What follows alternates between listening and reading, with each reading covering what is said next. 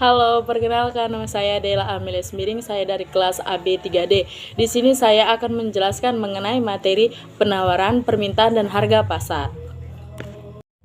Nah, di sini saya akan menjelaskan mengenai permintaan. Nah, apa itu pengertian dari permintaan? Permintaan adalah jumlah barang yang diminta oleh konsumen pada tingkat harga dan waktu tertentu yang dilambangkan dengan D atau demand. Nah, ini mengacu pada hukuman permintaan.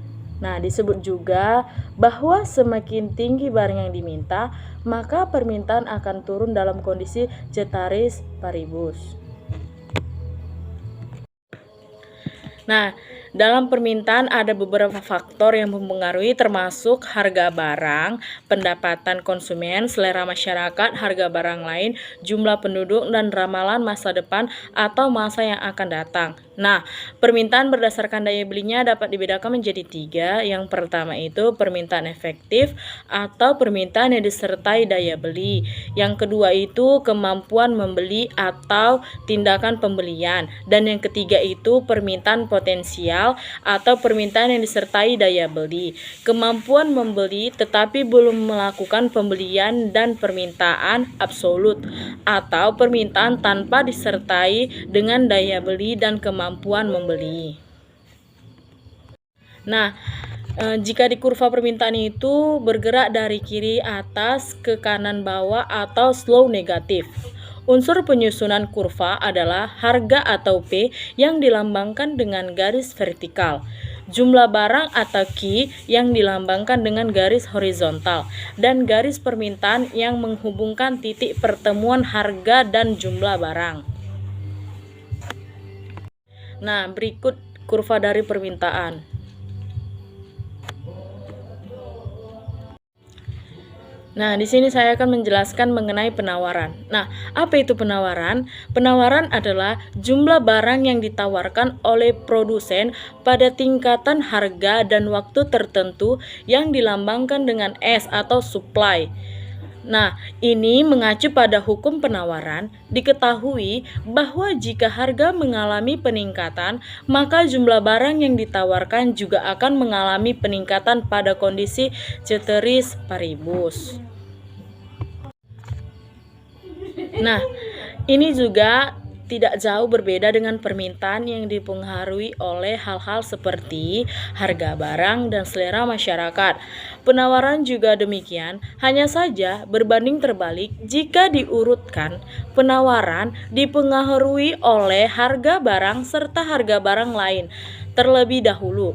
Setelah itu diikuti biaya produksi, tingkat teknologi, tujuan perusahaan, dan baru selera masyarakat. Nah, jika kita lihat kurva penawaran bergerak dari bawah ke kanan atas atau slow positif. Nah, di sini ada juga unsur penyusunan kurva adalah harga atau P yang dilambangkan dengan garis vertikal, jumlah barang atau Q yang dilambangkan dengan garis horizontal, dan garis penawaran yang menghubungkan titik pertemuan harga dan jumlah barang. Nah, inilah dia contoh dari kurva penawaran. Nah, yang ketiga itu harga pasar. Nah, apa itu harga pasar? Harga pasar adalah harga yang disepakati oleh penjual dan pembeli setelah melakukan proses tawar-menawar. Nah, harga pasar terbentuk karena adanya kekuatan permintaan dan penawaran. Permintaan dan penawaran akan berada dalam keseimbangan pada harga pasar bila jumlah yang diminta sama dengan jumlah yang ditawarkan. Nah, dapat kita singkat katakan jika harga pasar dapat terbentuk jika ada proses tawar-menawar. Nah, yang dimana dia itu proses tawar-menawar itu terbentuk antara penjual dan pembeli. Nah, serta dalam adanya kesepakatan harga ketika jumlah harga yang diminta sama dengan jumlah barang yang ditawarkan.